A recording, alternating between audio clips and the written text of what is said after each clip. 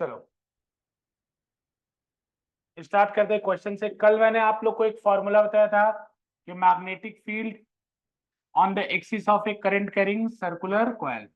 अच्छा उसमें एक काम कर लो पहले बच्चों, इसका फॉर्मूला क्या था? अगर इसका रेडियस आर है और ये वाला डिस्टेंस अगर एक्स है तो यहाँ पे मैग्नेटिक फील्ड की वैल्यू क्या आई थी? मैग्नेटिक फील्ड की वैल्यू आई थी B at O equal to mu naught I into are square upon 2 × x² plus are square to the power 3/2। ये सबको याद ही होना चाहिए। ये फॉर्मूला कल हमने करा करा था बच्चों, ठीक है ना। अब सुनो ध्यान से, इसमें क्लॉक रूल होता है। कौन सा रूल होता है? Clock rule. जैसे आपने कल पता लगाया था कि यहाँ पे मैग्नेटिक फील्ड का डायरेक्शन या तो इधर होगा या तो इधर होगा, मतलब या तो मैग्नेटिक फील्ड इस डायरेक्शन में होगी या तो मैग्नेटिक फील्ड इस डायरेक्शन में होगी। ये तो मैग्नीट्यूड आया है ना, ये जो आया है क्या है? तो मैग्नीट्यूड आया है, ये तो मैग्नीट्यूड आया है। लेकिन अगर डायरेक्शन की बात करें तो डायरेक्शन या तो बाहर की तरफ होगी या अंदर की तरफ। तो उसको डिसाइड करने के लिए बच्चों क्लॉक रूल हम लोग लगाते हैं। क्लॉक रूल,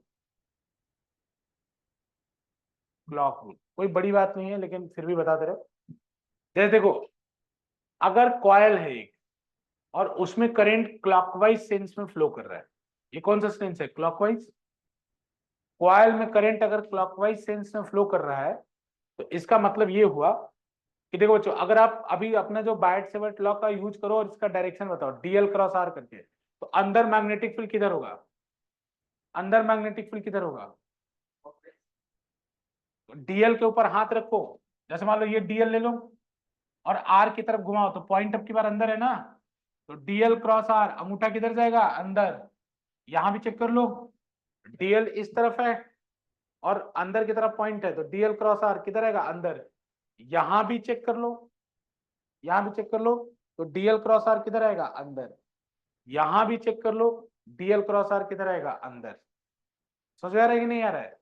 तो बच्चों यहां से आपको ये पता चला कि अंदर मैग्नेटिक फील्ड किधर होगी? अंदर की तरफ। और बाहर किधर की तरफ होगी? इस पॉइंट पे चेक करना जरा। इसके वजह से, इस वायर की वजह से इस पॉइंट पे मैग्नेटिक फील्ड क्या होगा? पक्का चेक कर लिया ना? कैसे? ये डीएल ले लो, इसके वजह से यहां पे चेक करो किधर आएगा? बाहर। अरे डीएल अब की बार ऊपर जा रहा है ना रोशन, करंट ऊपर जा रहा है ना, तो डीएल क्रॉस आर किधर होगा? बाहर। यहां पे चेक करो, करंट जा रहा है नीचे की तरफ, तो डीएल क्रॉस आर बाहर, हर बार बाहर। तो यहाँ पे करंट कैसे जा रहा है? बाहर की तरफ। तो यानी मैं ये बात लिख सकता हूँ कि यहाँ अंदर में करंट क्रॉस है, सॉरी मैग्नेटिक फील्ड क्रॉस है, अंदर में मैग्नेटिक फील्ड क्रॉस है, लेकिन बाहर में मैग्नेटिक फील्ड डॉट है। डॉट मतलब समझ रहे हो ना? डॉट और क्रॉस में अंतर में पहले बता चुका हूँ। डॉट है, ठीक है ना। ऐसा सिनारियो है। तो बच्चों देखो, इसको कहते हैं ऐसा हम लोग कि ये किसकी तरह काम कर रहा है? साउथ पोल की तरह काम कर रहा है। किसकी तरह काम कर रहा है? साउथ पोल की तरह। और साउथ पोल खुद बताता है कि ऐसे घूमे, ऐसे अगर करंट जाए तो क्या होगा? साउथ पोल बनेगा। ऐसे करंट जाए तो क्या बनेगा? South pole. तो ये किसकी तरह काम कर रहा है? साउथ पोल की।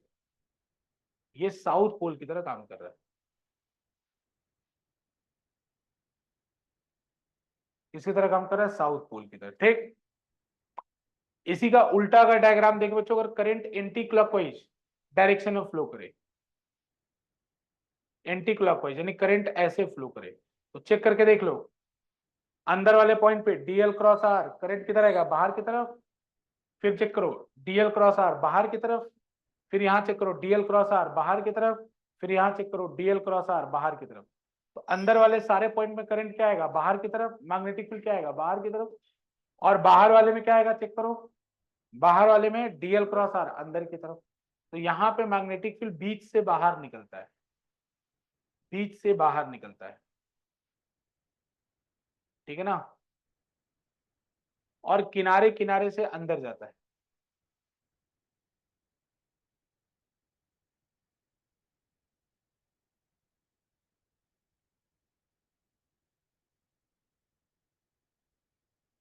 समझ रहे हो? तो बच्चों बीच से मैग्नेटिक फील्ड बाहर किसके निकलता है? नॉर्थ पोल से। ये किसकी तरह काम कर रहा है? नॉर्थ पोल की तरफ। किसकी तरह काम कर रहा है? नॉर्थ पोल की तरफ। ये नॉर्थ पोल की तरह काम कर रहा है।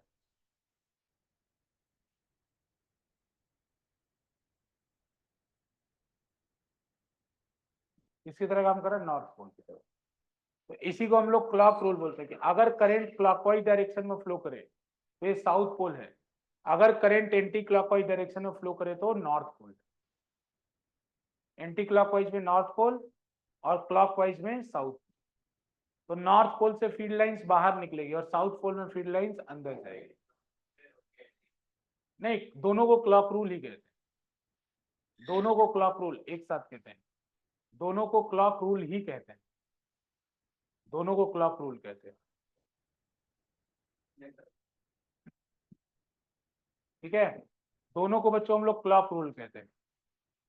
कोई दिक्कत नहीं। अब देखो ध्यान से इसमें, जैसे अगर कोई कॉयल है, कोई घूमती हुई चीज है बच्चों, तो एक तरफ से देखने पे अगर आपको क्लॉकवाइज दिखेगी तो दूसरी तरफ से देखने पे वो एंटी क्लॉकवाइज दिखेगी। ऐसा आपको पता है?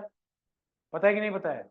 कि कोई घूमती हुई चीज को देखो, एक तरफ से देखने पे क्लॉकवाइज दिखेगी तो दूसरी तरफ से देखने पे कैसे दिखेगी? Anti clockwise. देखो जैसे मैं पेन घुमा रहा हूं, अभी आपको कैसे दिख रहा है? ठीक है ना, जैसे दिख रहा है। अब मैं ऐसे ही पेन घुमाते घुमाते घूम जाऊं, मैंने कोई चेंज नहीं किया, अब आपको ये पेन कैसे घूमते हुए दिख रहा है?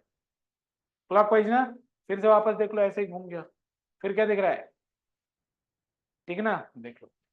तो कोई घूमती हुई चीज रहती है, एक तरफ से जब क्लॉकवाइज दिखता है तो उसके पीछे वाले तरफ से क्या दिखता है? Anti clockwise. तो एक बात यहां से समझना चाहिए आपको कि अगर एक तरफ नॉर्थ पोल बना है तो उसके ठीक पीछे क्या होगा? ठीक पीछे।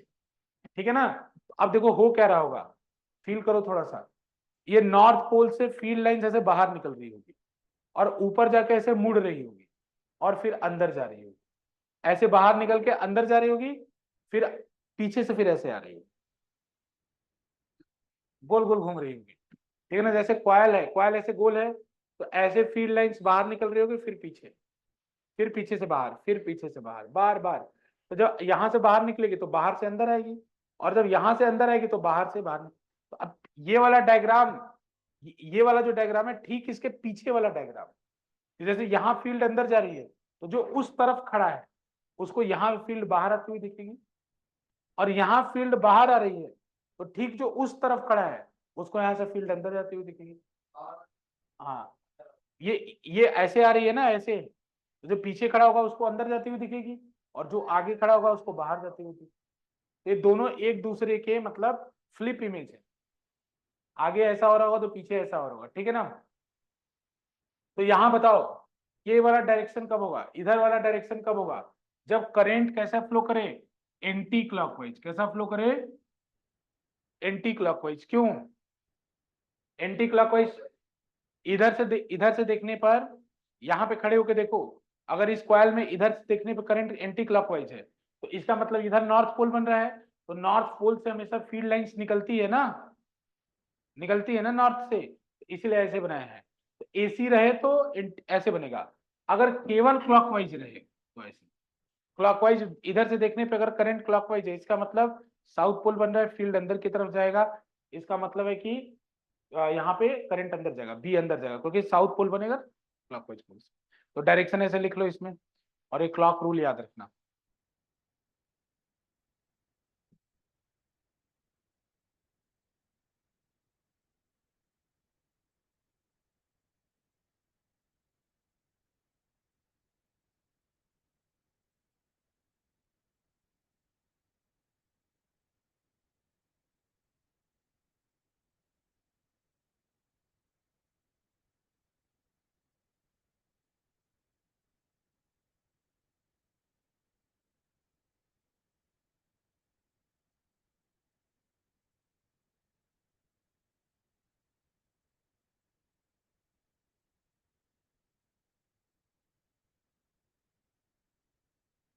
ठीक है, अब इसके ऊपर एक क्वेश्चन करो।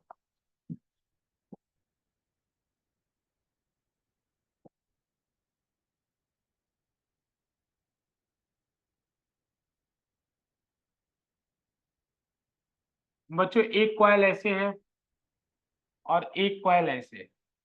दोनों का सेंटर एक दूसरे से मैच कर रहा है, दोनों का सेंटर एक दूसरे से मैच कर रहा है। ठीक है ना, ये टेढ़ा बने तो तुम समझ लेना ये सीधा ही है, ठीक है ना, इसको टेढ़ा मत समझना, सीधा कर सकता हूँ क्या मैं इसको, कोई बात नहीं, थोड़ा सा टेढ़ा था।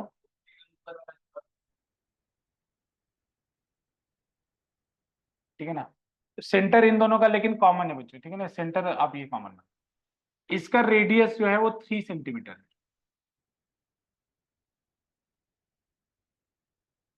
इसका रेडियस 3 सेंटीमीटर है, और इसमें जो करंट फ्लो कर रहा है वो 1 एम्पियर का फ्लो कर रहा है। इससे 4 सेंटीमीटर दूरी पर एक पॉइंट है ओ, 4 सेंटीमीटर पे एक पॉइंट है ओ। इस वाले वायर से इसी पॉइंट की दूरी, इस वाले वायर से इसी पॉइंट की दूरी 3 सेंटीमीटर, और इसका रेडियस है 4 सेंटीमीटर।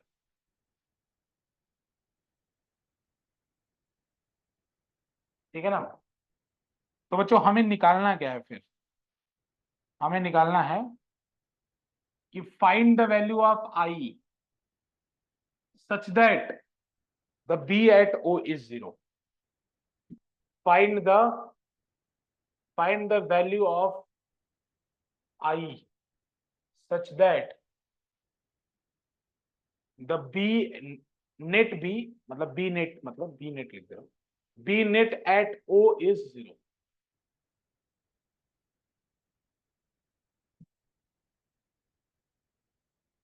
निकालो बच्चों।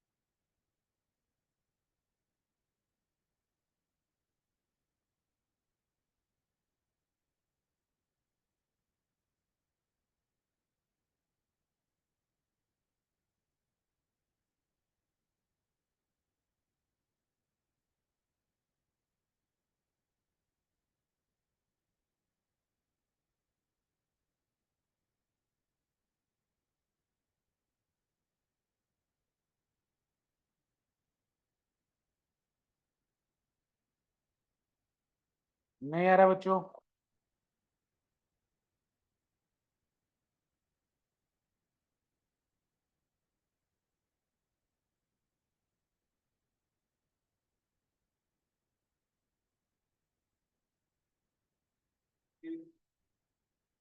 ठीक,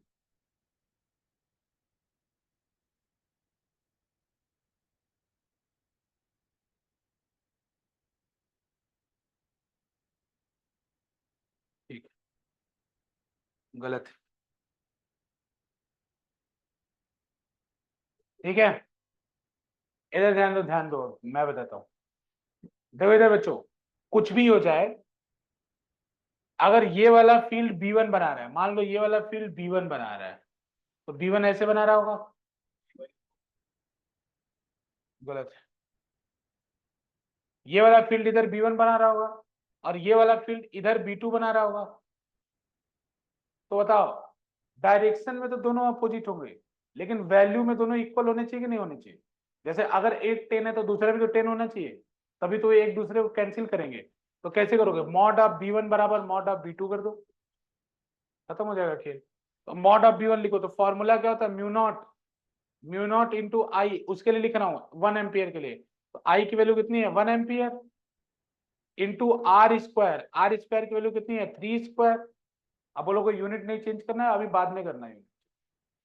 यूनिट नहीं चेंज कर रहा मैं जानबूझ के, क्योंकि दोनों तरफ कट जाएगी वैल्यू। सेंटीमीटर से मीटर नहीं बदल रहा हूँ, लेकिन अकेले अगर न्यूमेरिकल आएगा तो मीटर यूनिट को चेंज करना पड़ेगा, अभी नहीं कर रहे हैं हम। और this divide by 2 into bracket में क्या रहेगा? R square plus X square. तो R square plus X square, तो आर कितना है? 3 square plus 4 square to the power 3/2। बोलो लॉक करूं? सिमिलरली B2 लिखो, कितना होगा B2? म्यू नॉट इंटू आई, अरे आई तो निकालना है, इंटू 4 का square divided by 2 into radius कितना है? 4 square plus 3 square to the power 3/2, है कि नहीं? अब देखो म्यू नॉट से म्यू नॉट कट गया, नीचे वाला टोटल कट गया, सीधा मैजिक। ऐसा डेटा जानबूझ के दिया गया था 2017 या 16 में।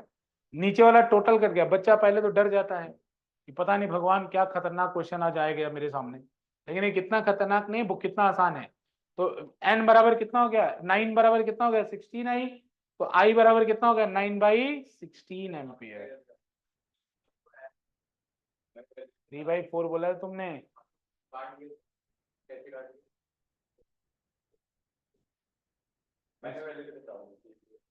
9/16 आएगा, ठीक है।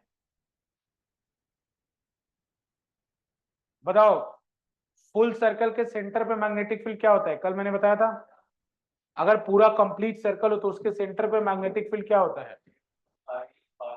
2r, mu naught I upon 2r। बच्चों आप लोग को बताया था मैंने कि अगर एक सर्कल है उस पर करंट जा रहा है आई, तो उसके सेंटर पे मैग्नेटिक फील्ड क्या होगा? तो उसके सेंटर में मैग्नेटिक फील्ड क्या होगा? तो इसका फॉर्मूला आप लोग को पता था, B बराबर mu naught I upon 2r।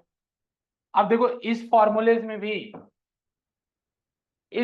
में भी जो अभी आपने फॉर्मूला निकाला है, mu naught I into are square, बच्चा कभी कभी कंफ्यूज हो जाता है क्वेश्चन करते वक्त, इसीलिए मैं क्लैरिटी दे रहा हूँ, नहीं तो इसका कोई मतलब नहीं है। Mu naught I into are square upon 2 into x square plus are square to the power 3/2 होता है कि नहीं? होता है। तो इसमें भी जब x की वैल्यू 0 पुट करोगे इसमें, तो सेंटर पे पहुंच जाओगे। अरे x की वैल्यू 0 पुट करोगे तो सेंटर पे चले जाओगे ना। तो सेंटर पे जब जाओगे तब भी फॉर्मूला यही आना चाहिए, नहीं तो फिजिक्स गलत हो जाएगा। आएगा ना? तो b इक्वल टू कितना देगा? Mu naught I into are square upon नीचे क्या बचा? 2 r square to the power 3/2। तो इसका मतलब 2 से 2 कट जाएगा, तो कितना का b बराबर mu naught I upon 2r। ये मारा ना? मतलब कभी क्वेश्चन आए तो ये मत समझना कि इस वाले फॉर्मूले से करूं या उस वाले से, दोनों बात सेम है। तो आसान उधर वाला पड़ेगा, इधर वाला क्यों चक्कर में पड़ना है? समझ आ रहा है सबको? कोई दिक्कत नहीं। अब इसके बाद डायरेक्ट इसके आगे कोई एप्लीकेशन नहीं है हमारे पास, सिलेबस मैंने अच्छे चेक किया है। इसके बाद हम लोग डायरेक्ट पढ़ना है Ampere circuital law. Ampere circuital law, heading डालो Ampere circuital law. Ampere circuital law,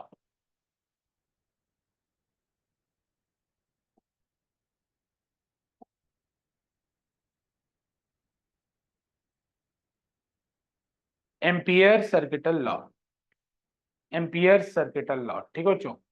जैसे एक देखो, कूलम्स लॉ था, फिर गॉस लॉ था कि नहीं? तो कूलम्स लॉ से भी फोर्स निकाल रहे थे और गॉस लॉ से भी इलेक्ट्रिक फील्ड निकाल रहे थे, और गॉस लॉ से भी इलेक्ट्रिक फील्ड निकाल रहे थे। तो सेम बात यहाँ भी है, यहाँ भी बायट सेवर्ट लॉ है और एम्पियर सर्किटल लॉ है, दोनों लगभग सेम चीज निकालते हैं, लेकिन ये जैसे गॉस लॉ आसान होता है वैसे एम्पियर सर्किटल लॉ आसान होगा, ठीक है ना? लिखो इसके बारे में, लिखो line integral of line LINE, line integral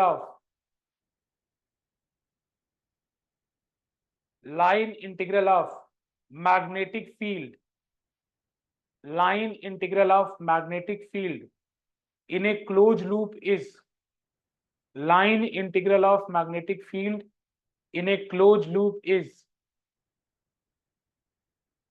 directly proportional to is directly proportional to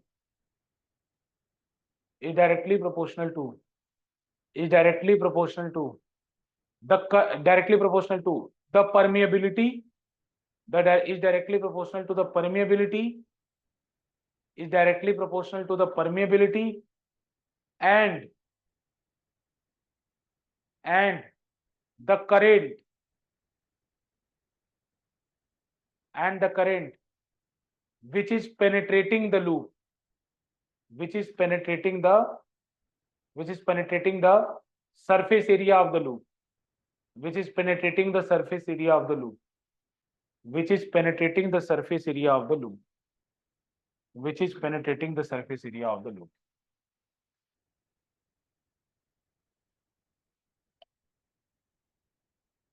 which is penetrating the surface area of the loop।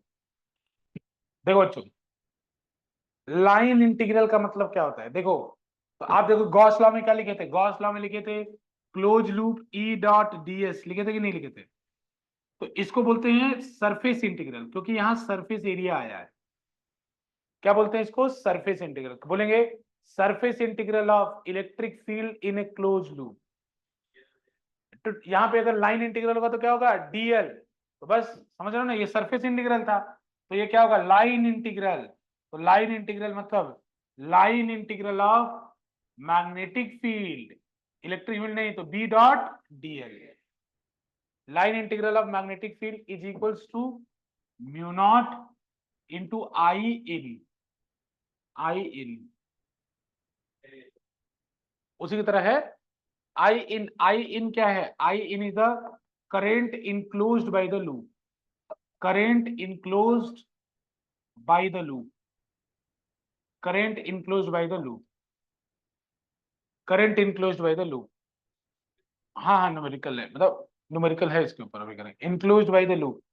बच्चों म्यू नॉट की वैल्यू बता दिया था। म्यू नॉट क्या है? Permeability of free space, permeability of free space, permeability of free space.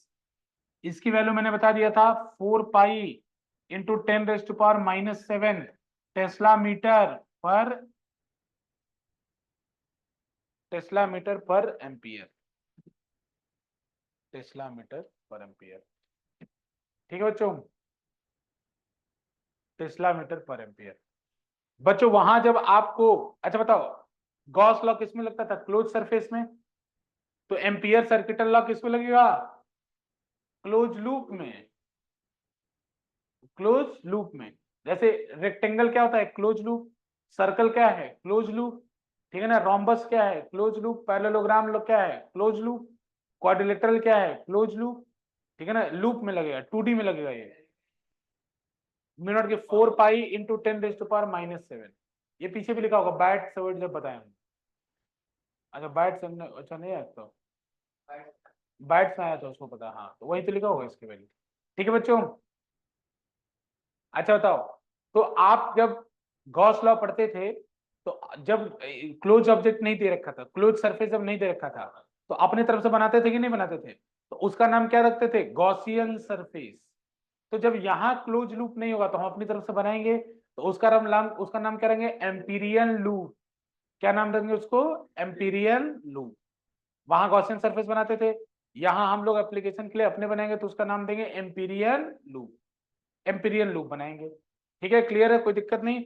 तो यहाँ Amperian loop हम कैसा बनाएंगे कि बच्चों ये डॉट प्रोडक्ट है तो डॉट प्रोडक्ट खुलेगा तो बी डॉट डीएल, तो बी डीएल कॉस थीटा।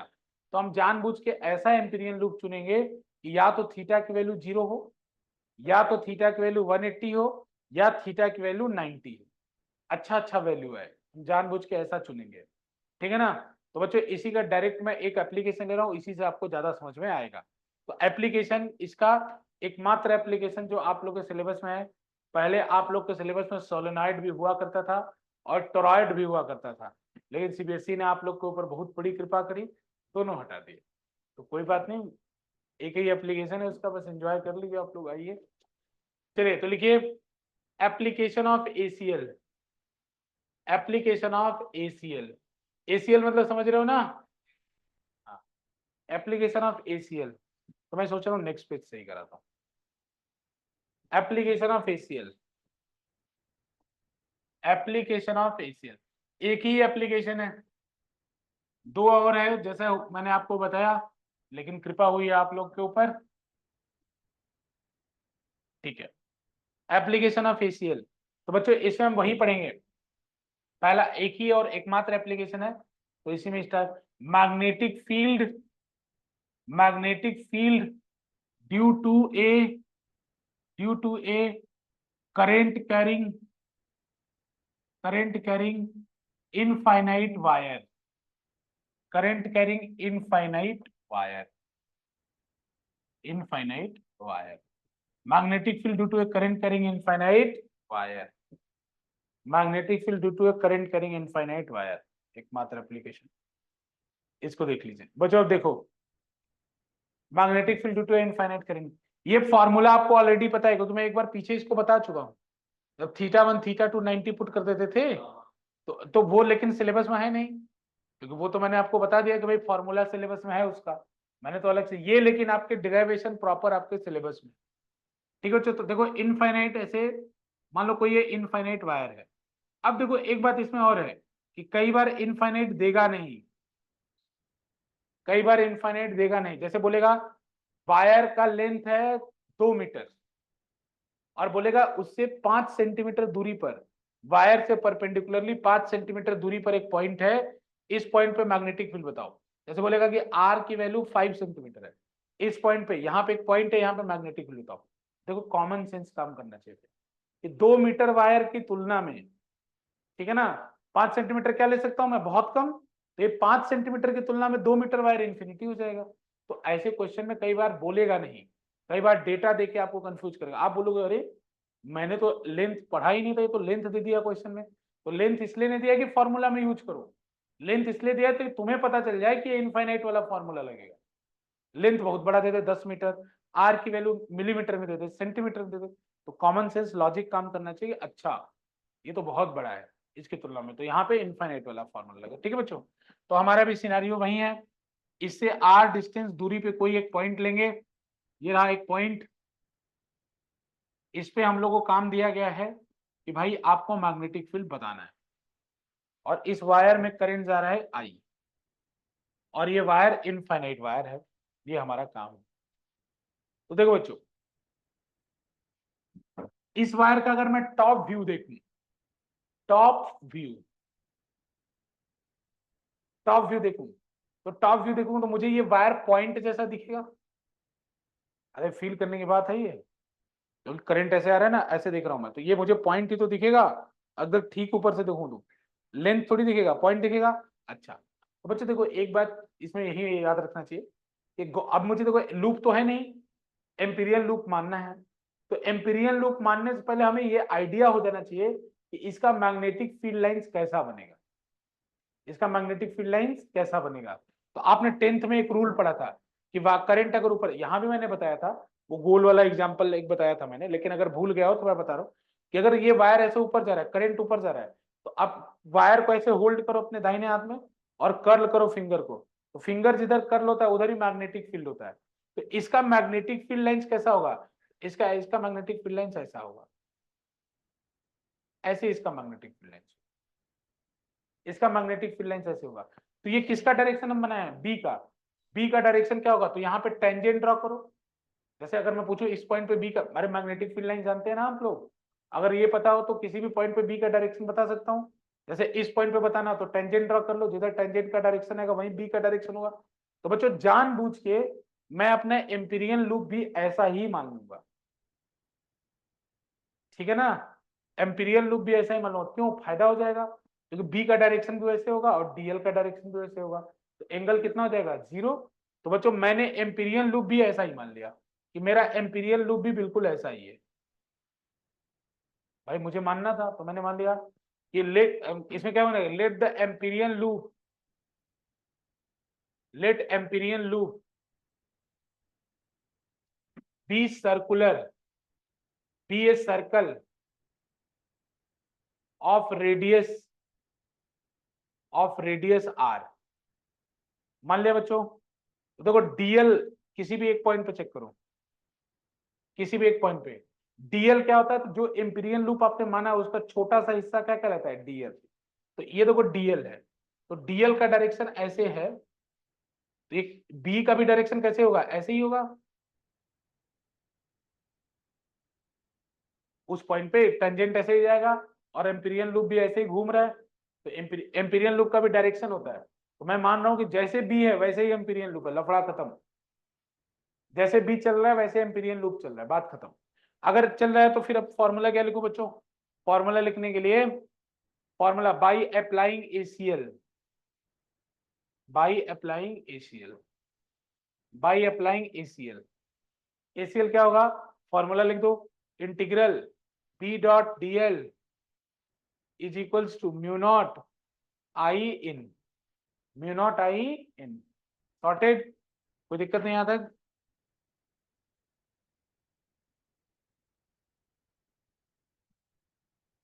देखो बच्चों, तो यहां से अगर मैं line integral B dot DL, तो क्या लिख सकता हूं, B D L angle cos zero,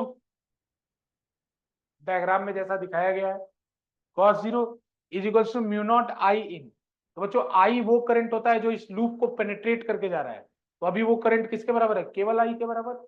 अरे एक ही करंट ऐसे बाहर आ रहा है ना, एक ही करंट बाहर आ रहा है, तो म्यू नॉट इंटू आई। ठीक है, फिर सेम गॉस लॉ वाला काम करोगे बच्चों, B is same for all dl by by B is same for all DL. B is constant by what? By symmetry. B is constant by symmetry. तो B बाहर आ गया, इंटीग्रल के बाहर आ गया B, क्यों, क्योंकि हर DL के लिए B एक जैसा है। बच्चों यहाँ भी सिमेट्री चाहिए, देखो हर B DL के लिए B एक जैसा होगा, तो B is constant by symmetry. तो यहाँ बचेगा DL is equals to mu naught I, यहाँ लिखेंगे because B is equals to constant. कैसे पता, तो बाई सिमेट्री।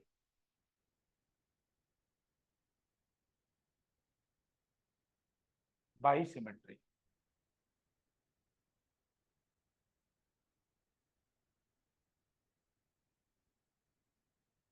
अब इस डीएल को, छोटे छोटे डीएल को जोड़ोगे तो 2 पाई आर मिल जाएगा कि नहीं, छोटे छोटे डीएल को जोड़ो तो 2 पाई आर मिल जाएगा। तो बच्चों बस फाइनल बात आ गया, छोटे छोटे डीएल को जोड़ दो तो कितना होगा, b into 2 pi R is equals to mu naught I. तो बच्चों b की वैल्यू कितनी आएगी, mu naught I upon 2 pi R. पीछे नोटबुक घुमा के चेक करो।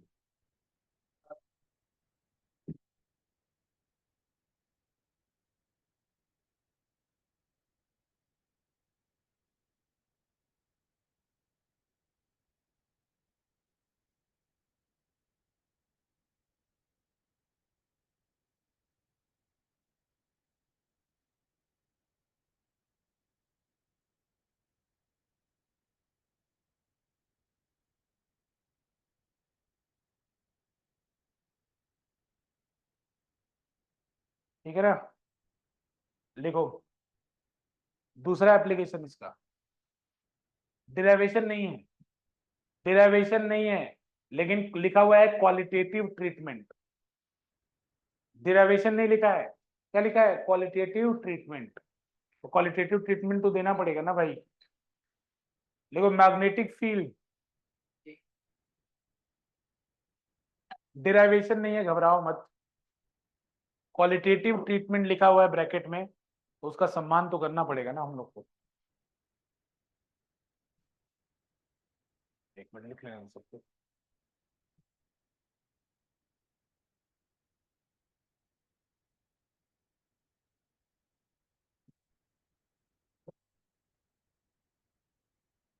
देखो दूसरा इसी में स्टार ऐसे लगा लो, मैग्नेटिक फील्ड। हाँ डिराइवेशन नहीं है, घबराना मत तुम लोग। हाँ, magnetic field due to a current carrying, current carrying magnetic field due to a current carrying solenoid, magnetic field due to a current carrying solenoid. बच्चों सोलेनॉइड क्या होता है पता है सबको? हाँ, insulated copper wire wrapped in the form of cylinder. Insulated copper wire है, उसको सिलेंडर के फॉर्म में रैप कर दिया जाए तो किसकी तरह काम करता है? सोलेनॉइड का। अभी ठीक 2 साल पहले इसका डिराइवेशन हमारे सिलेबस में हुआ करता था, लेकिन ठीक 2 साल पहले वो हटा दिया गया।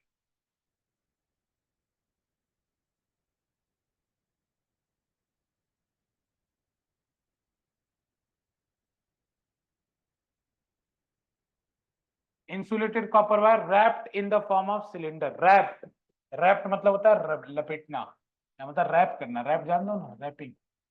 Wrapped in the form of cylinder अगर डेफिनेशन में होता, हालांकि कोई जरूरत नहीं उतनी। Insulated copper wire wrapped in the form of cylinder, ठीक है, इसी को सोलेनॉइड कहते हैं। बच्चों जब इसमें आप करंट पास कराते हो तो it behave as bar, bar magnet. तो फुल स्टॉप उसी में लिख लो, if current is pass through it, it behave as bar magnet. If current is pass through it, it behave as bar magnet. बच्चों जब इससे करंट पास करते हो तो ये बार मैग्नेट की तरह बिहेव करता है। जब आप इससे करंट पास करेंगे तो it will behave as a bar magnet, ठीक है ना, ये बार मैग्नेट की तरह बिहेव करेगा। तो बार मैग्नेट का प्रॉपर्टी तो आप सब लोग जानते हैं बच्चों। बार मैग्नेट में क्या होता है? फील्ड लाइंस, फील्ड लाइंस ऐसे जाती है,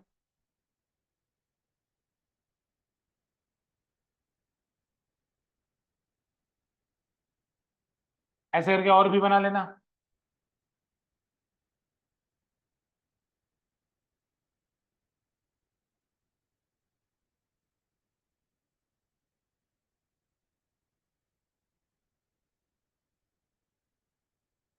ठीक है,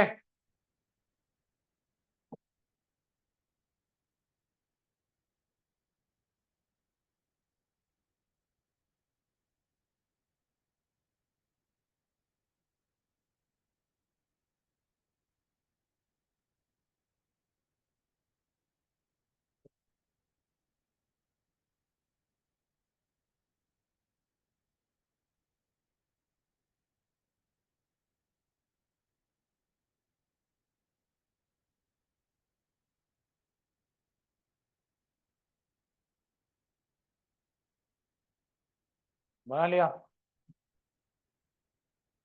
बच्चों इसमें याद रखना है, जो डेरिवेशन करने के बाद आता है कि इसके बीच में जो ये पॉइंट है उसका मैं कुछ नाम दे दे रहा हूं।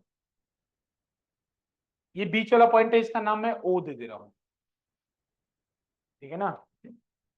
तो magnetic field at O, magnetic field at O, ये क्या होती है? ये होती है कांस्टेंट। कांस्टेंट मतलब इसकी वैल्यू सेम रहती है। ओ पे मैग्नेटिक फील्ड क्या होती है? Constant.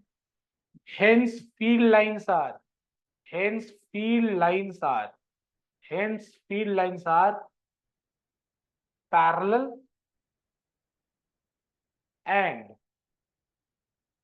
Equidistant. Hence field lines are parallel and equidistant. Constant या इसी को बोल सकते हैं यूनिफॉर्म। कांस्टेंट बोलो या यूनिफॉर्म बोलो। बी की वैल्यू एक सोलेनॉइड के कोर में या एक बार मैग्नेट के कोर में कांस्टेंट होती है, ठीक है ना, और उसके अंदर फील्ड लाइंस पैरेलल या इक्विडिस्टेंट होती है।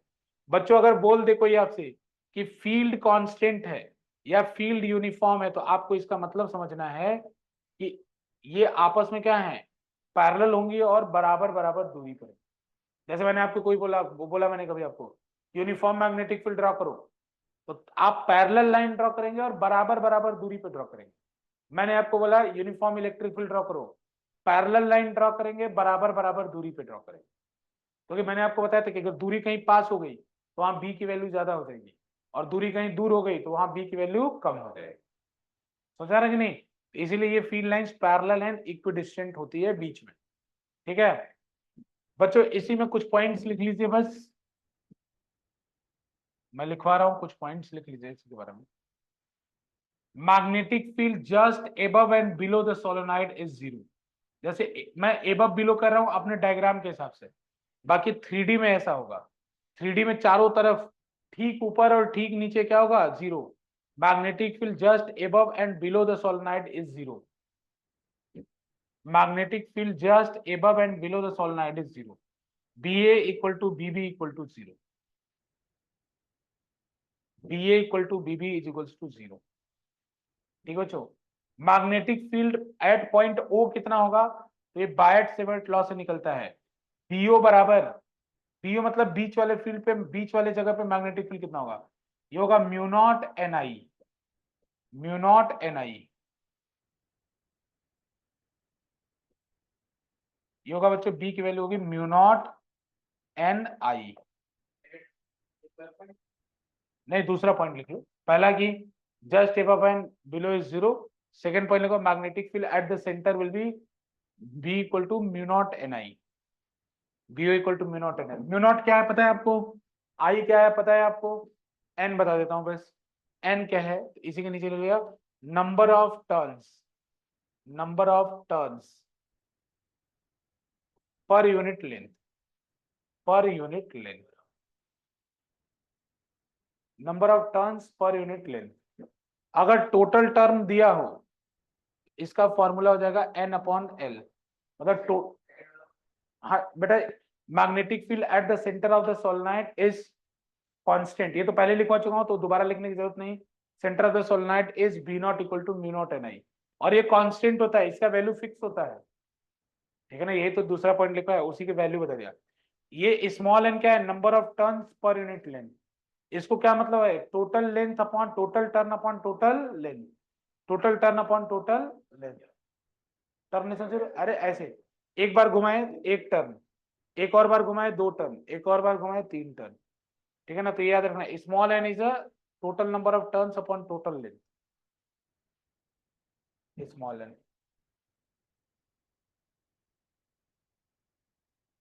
ठीक है,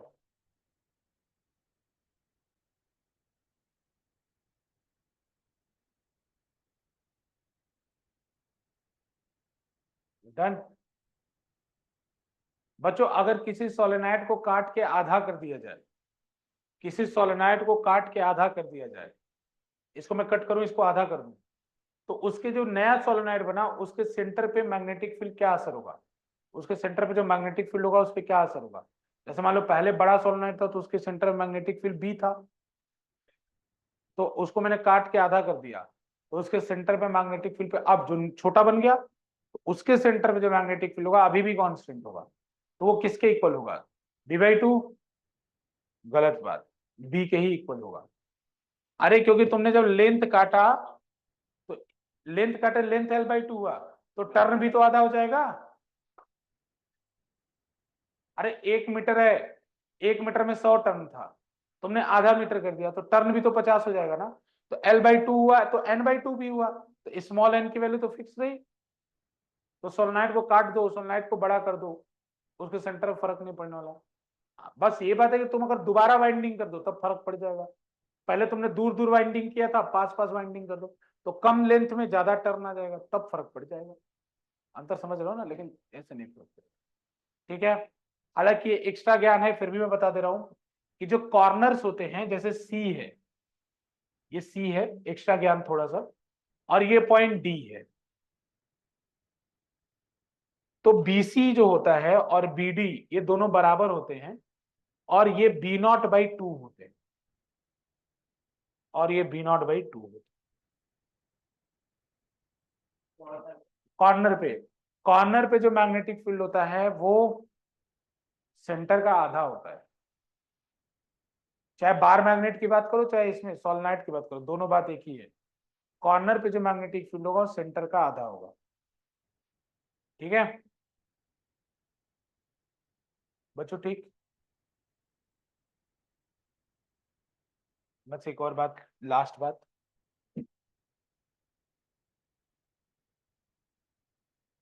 बच्चों कैसे डिटरमाइन करोगे कि ये नॉर्थ पोल है या साउथ पोल है।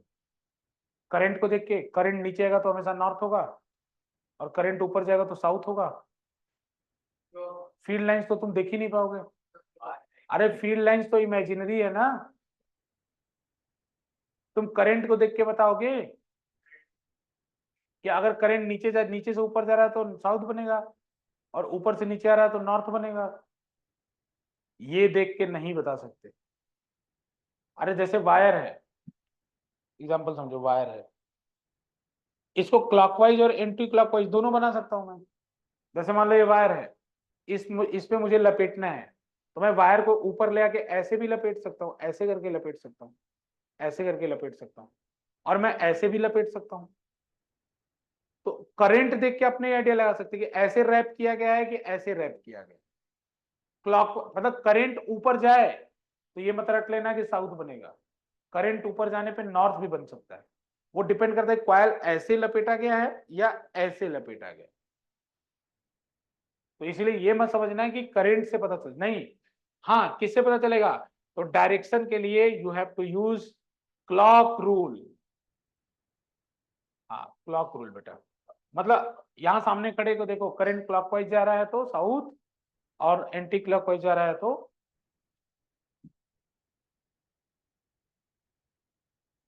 ठीक है। इसमें होता तो काफी कुछ है, लेकिन सीबीएसई के अकॉर्डिंग तो मैंने बता दिया, बल्कि उससे ज्यादा ही बता दिया क्वालिटेटिव एनालिसिस में। ठीक है।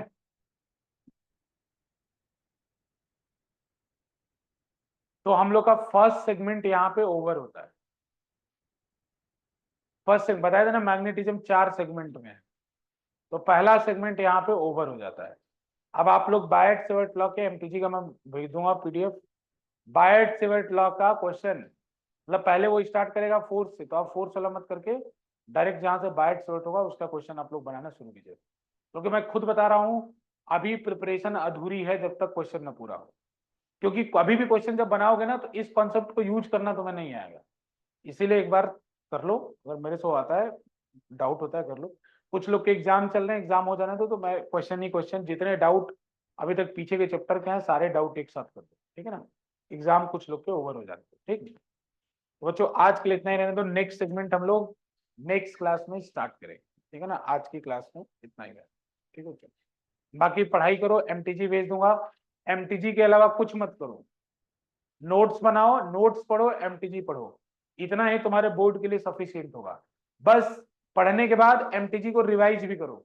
जैसे जो क्वेश्चन तुमको अच्छा लगे, देखो करने का तरीका, जो क्वेश्चन तुम्हें अच्छा लग रहा है उसको हाईलाइट कर दो, मतलब जो क्वेश्चन तुम्हें नहीं आया उसको हाईलाइट कर दो, जो क्वेश्चन बहुत बार पूछा गया उसको हाईलाइट कर दो। तो अब दोबारा रिवाइज करोगे तो एमटीजी का एक एक चीज थोड़ी पढ़ोगे, तो जो हाईलाइट किया वही पढ़ लेना, ठीक है ना। तो ठीक है बच्चों, आज के लिए इतना रहने दीजिए, बाकी नेक्स्ट क्लास में वी विल कंटिन्यू। ठीक है बेटा Smita, thank you sir. Most welcome.